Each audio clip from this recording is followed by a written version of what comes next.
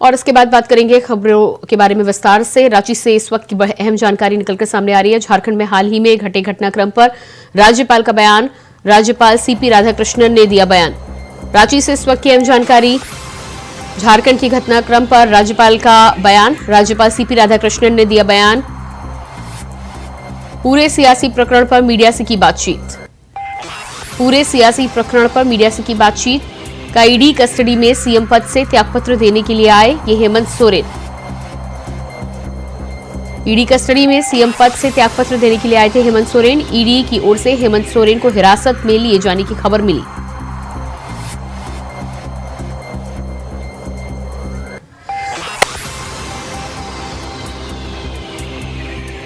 ED की ओर से हेमंत सोरेन को हिरासत में ले जाने की खबर मिली। मुख्यमंत्री सचिवालय की ओर से मिली थी जानकारी। सीएम ऑफिस ने बताया था तत्कालीन सीएम मिलना चाहते थे। पहले 3 मंत्रियों के साथ हेमंत सोरेन को बुलाया, बाद में 5 मंत्रियों के साथ बुलाया गया। पत्र में इस्तीफा देने का कारण लिखा गया था। ईडी कस्टडी में होना बताया गया इस्तीफे की वजह। वहीं अभिभाषण के दौरान जिस तरह का व्यवहार किया गया वो अपने आप में अजीब था। चंपई सोरेन से ये पूछना चाहिए कि इतना लंबा भाषण क्यों तैयार करवाया। बाद में 5 मंत्रियों के साथ बुलाया गया। दायित्वों का निर्वहन हर संभव प्रयास के साथ करेंगे। राज्यों के 3 विश्वविद्यालयों में कुलपति की नियुक्ति हो चुकी है। 3 अन्य कुलपतियों की नियुक्ति जल्द ही की जाएगी। तो झारखंड में घटे घटनाक्रम को लेकर सीपी राधाकृष्णन राज्यपाल ने चुप्पी तोड़ी है। जानकारी दी है कि किस परिस्थिति में चंपई सोरेन को मुख्यमंत्री पद के लिए, साथ ही साथ नई सरकार बनाने के लिए आमंत्रण दिया गया था। साथ ही सीपी राधाकृष्णन ने लंबे समय से उठ रहे सवालों पर अपना जवाब भी दिया। ईडी कस्टडी में होना बताया गया था इस्तीफे की वजह।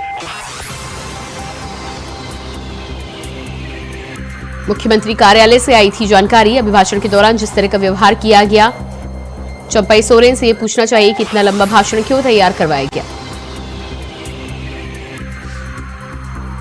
दायित्वों के निर्वहन का हर संभव प्रयास करेंगे।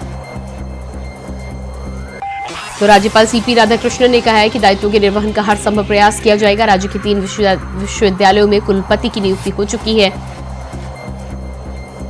इसके अलावा 3 अन्य कुलपतियों की नियुक्ति जल्द ही की जाएगी।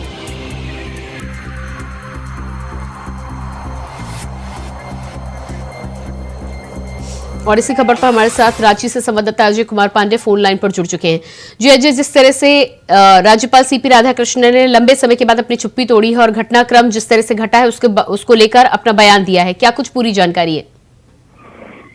जी बिल्कुल, राजभवन कई समय के बाद, मतलब जमीन के सवाल के बाद राजभवन कल चुप्पी तोड़ी है। उन्होंने कहा कि जो हेमंत सोरेन की जो गिरफ्तारी हुई है उसमें राजभवन का कोई भूमिका नहीं है, क्योंकि जब वो इस्तीफा उन्होंने जब ईडी के पूछताछ के क्रम में उन्होंने राजभवन से समय मांगा था और राजभवन ने उनको समय आने का दिया था।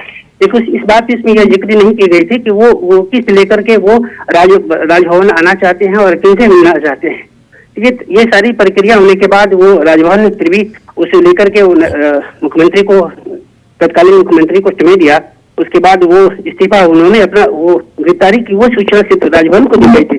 उसमें यह जिक्र नहीं किया गया था कि इसमें हमारी पूछताछ के दौरान हमें ईडी गिरफ्तार कर सके। इस बात का भी उस पत्र में जिक्र नहीं किया था। इसके लेकर के जिन्होंने ने कई सवाल राजभवन पर खड़ा किया था। सदन में भी तत्कालीन मुख्यमंत्री ने यह कहा था कि सारी चीजें जो भी घटनाक्रम हुई ये राजभवन के सामने समक्ष हुई है। तो इस लेकर के तमाम राजनीतिक सियासत जो है यहाँ झारखंड में विपक्ष से लेकर राजभवन तक कई सवाल उठे थे। जी बिल्कुल अजय, इस तमाम जानकारी के लिए बहुत बहुत शुक्रिया आपका। अगली खबर की देहरादून से खबर सामने आ रही है। सीएम धामी ने मुख्य सचिव को हल्द्वानी भेजा। सीएम ने आला अधिकारियों को भी हल्द्वानी जाने के दिए निर्देश। पूरे उत्तराखंड में हाई अलर्ट। हल्द्वानी हिंसा के बाद हाई अलर्ट जारी। DGP, ADG law and order को भी भेजा गया। तो सीएम धामी ने मुख्य सचिव को हल्द्वानी भेजा है। हल्द्वानी में जिस तरह की घटना घटी, ऐसे में सीएम ने आला अधिकारियों को हल्द्वानी भेजकर दिशा निर्देश भी दिए हैं। DGP, ADG law and order को भी भेजा गया हल्द्वानी। सीएम धामी ने मुख्य सचिव को भेजा हल्द्वानी। तो तस्वीरें आप देख पा रहे हैं। हल्द्वानी में इस समय कर्फ्यू के साथ ही साथ इंटरनेट सेवाएं ठप हैं। स्थिति को काबू में करने के लिए लॉ एंड ऑर्डर के साथ ही साथ तमाम अधिकारियों को हल्द्वानी जाने के दिशा निर्देश दिए गए हैं। इसके अलावा सुरक्षा के चाक चौबंद इंतजाम किए गए हैं।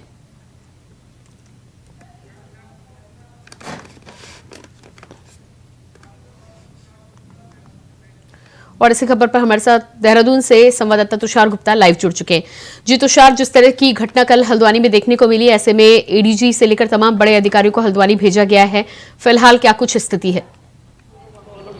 देखिए, मुख्यमंत्री पुष्कर सिंह धामी पूरी घटना को लेकर गंभीर नजर आ रहे हैं और रात को भी जिस तरह से बैठक की गई आला अधिकारियों के साथ और सुबह को भी एक बैठक की बुलाई गई आला अधिकारियों के साथ, साफ तौर पर मुख्यमंत्री पुष्कर सिंह धामी के ये निर्देश है, आदेश है कि जितने भी जो आला अधिकारी है वो प्रभावित क्षेत्रों में पहुंचे और वहाँ की जो स्थिति है वो जाने। और साथ साथ लगातार मुख्यमंत्री पुष्कर सिंह धामी के द्वारा भी ये मॉनिटरिंग पूरे जो हादसा है उसकी की जा रही है। वहीं अगर मैं बात करूँ तो ADG law and order AP Anshuman को भी वहाँ पर भेजा गया है। वहाँ पर उनको कैंप लगाने को कहा गया है और पूरी तरह से जो हल्द्वानी का जो प्रभावित क्षेत्र है वहाँ पर पूरी तरह से छावनी में बदल चुका है। पुलिस की जो प्रशासन की जो टीमें हैं वहाँ पर लगी हुई है, साथ साथ 4 टीमें PSC की वहाँ पर लगी है, 4 टीमें जो पैरामिलिट्रीज की टीम लगी हुई है और भी टीम्स वहाँ पर मांगी गई है केंद्र से पैरामिलिट्री की पुलिस प्रशासन द्वारा। वहीं मैं बात करूँ IG जो निलेश भरने हैं PRO DGP के, उनका अभी बयान सामने आया है। उन्होंने कहा है कि 3 मौत इसमें हुई है और करीब 2 लोग गंभीर रूप से इसमें घायल है। लेकिन रात से ये खबर चल रही है कि 6 लोग गायब है, माफ कीजिएगा 6 लोगों की मौत इसमें हो चुकी है। लेकिन जिस तरह से DM का भी अभी संयुक्त नैनीताल के जो DM है और साथ साथ SSP नैनीताल है, उनकी जो संयुक्त प्रेस कॉन्फ्रेंस हुई थी उसमें 2 लोगों की मौत बताई। तो कहीं ना कहीं पूरे प्रशासन में अभी भी असमंजस की स्थिति है, अभी भी जो प्रशासन है पूरी तरह से स्थिति नहीं बता पाया है। जो IG भरने साहब हैं उनका ये कहना है कि जिस तरह से पूरी घटना हुई है उस पर लगातार जो पुलिस ने जिस तरह से एक्शन लिया है कहीं ना कहीं जो प्रशंसनीय है, लेकिन खुफिया तंत्र को इसमें एक्टिव होने की बहुत ज़रूरत थी। पहले से ही अगर इस स्थिति का पता होता तो कहीं ना कहीं ये घटना होने से बच जाती। उनका कहना है कि 50 से अधिक लोग इसमें घायल हुए, लेकिन रात से यही खबर चल रही कि 300 से अधिक जो लोग हैं वो इसमें घायल है, कई पुलिसकर्मी हैं, कई लोग हैं। तो ऐसे में असमंजस की स्थिति अभी भी प्रशासन में बनी हुई है। बहुत ज़रूरी है कि आला अधिकारी वहाँ पर घटनास्थल पर पहुँचे और स्थिति को पूरी तरह से स्पष्ट करें। लेकिन जिस तरह की असमंजस की अभी भी स्थिति बनी हुई है कहीं ना कहीं ये गंभीर है। ऐसे में अगर देखा जाए तो साफ तस्वीरें वहाँ से नहीं आ सकती क्योंकि इंटरनेट पूरी तरह से शटडाउन है और वहाँ पर जो लोग पहुँचने की कोशिश कर रहे हैं क्योंकि कर्फ्यू लगा हुआ है और मीडिया को भी पूरे प्रभावित क्षेत्र में जाने को नहीं दिया जा रहा है। ऐसे में बहुत ज़रूरी है कि पूरे जो प्रशासन है उसमें समंजस बन सके। लेकिन जिस तरह के बयान सामने आ रहे हैं उससे लगता है कि पूरा जो प्रशासन है अभी भी असमंजस की स्थिति में है। जी बिल्कुल तुषार, इस तमाम जानकारी के बहुत बहुत शुक्रिया आपका। बुलेटिन में फिलहाल रुकते हैं एक छोटे से ब्रेक के लिए, फौरन वापस लौटते हैं। ब्रेक के बाद अगली खबर लखनऊ से सामने आ रही है। हल्द्वानी हिंसा पर यूपी के कई शहरों में अलर्ट। गोरखपुर, लखनऊ, आगरा, कानपुर, प्रयागराज और मथुरा समेत कई शहरों में अलर्ट जारी। जुमे की नमाज के दौरान बढ़ाई गई मुस्तैदी, उत्तराखंड बॉर्डर पर बढ़ाई गई चेकिंग। हल्द्वानी हिंसा पर यूपी के कई शहरों में अलर्ट। गोरखपुर, लखनऊ, आगरा, कानपुर में बढ़ाई गई मुस्तैदी, उत्तराखंड बॉर्डर पर बढ़ाई गई चेकिंग। हल्द्वानी हिंसा पर यूपी के कई शहरों में अलर्ट जारी। गोरखपुर, लखनऊ, आगरा, कानपुर, प्रयागराज और मथुरा समेत कई इलाकों में अलर्ट जारी। तो हल्द्वानी हिंसा को लेकर उत्तर प्रदेश में भी कई शहरों में हाई अलर्ट जारी किया गया है। सुरक्षा के चाक चौबंद इंतजाम किए गए हैं। जिस तरह से हल्द्वानी में लगातार कर्फ्यू के साथ ही साथ इंटरनेट सेवाएं ठप हैं, ऐसे में किसी भी अप्रिय घटना के अंदेशे को देखते हुए उत्तर प्रदेश के कई शहरों को हाई अलर्ट मोड पर रखा गया है।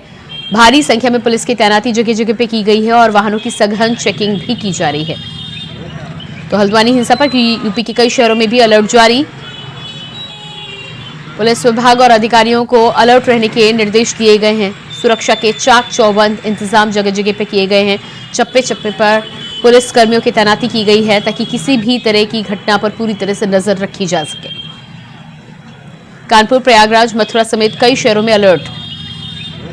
उत्तराखंड बॉर्डर पर बढ़ाई गई चेकिंग। और इसी खबर पर हमारे साथ मथुरा से संवाददाता मोहम्मद फारूक हमारे साथ जुड़ चुके हैं।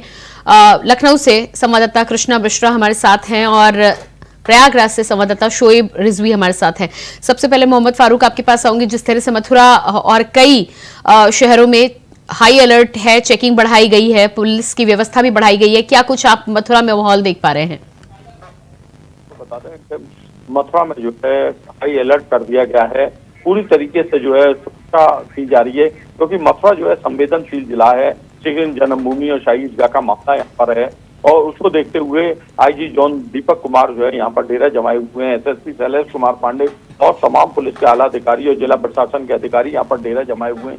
जुमे की नमाज को देखते हुए कल आईजी जोन दीपक कुमार ने और शैलेश कुमार पांडे ने यहाँ पर पीस कमेटी की मीटिंग ली थी। तमाम धर्म गुरु जो है मुस्लिम और तमाम हिंदू संगठन के लोगों को बुलाया गया था और सबसे जो है पीस कमेटी की बैठक हुई थी। उसमें पीस कमेटी की बैठक में साफ तौर पर आईजी दीपक कुमार का कहना था कि कोई भी सोशल मीडिया के माध्यम से या किसी अन्य माध्यम से अफवाह फैलाने का काम करेगा तो उसके खिलाफ सख्त कार्रवाई की जाएगी, क्योंकि सोशल मीडिया के माध्यम से जो है लोग अफवाह फैलाते हैं और जो है उन्होंने उनका कहना था कि सोशल मीडिया पर भी पुलिस जो है नजर बनाए रखी हुई है कि सोशल मीडिया के माध्यम से अगर कहीं भी कोई अफवाह फैलाई गई तो उस पर सख्त से सख्त कार्रवाई की जाएगी। जी बिल्कुल, हमारे साथ प्रयागराज से शोएब भी बने हुए हैं। जी शोएब, प्रयागराज की बात करें तो किस तरह की व्यवस्था की गई है हल्द्वानी की घटना के बाद? प्रयागराज की अगर बात करेंगे तो प्रयागराज में चूंकि आज बहुत बड़ा मौनी अमावस्या का स्नान पर्व है संगम नगरी में, जिससे बहुत बड़ी संख्या में श्रद्धालु न सिर्फ प्रदेश से बल्कि देश से और विदेश से यहाँ पर आए हुए हैं। तो सुरक्षा की अगर बात करें तो पहले से यहाँ सुरक्षा के पुख्ता इंतजाम किए गए हैं, रूल डाइवर्जन है। लेकिन ये घटना जो हल्द्वानी की हुई है उसके बाद से आज शहरी इलाकों में भी पुलिस सतर्क मोड में है, क्योंकि आज जुमा भी है।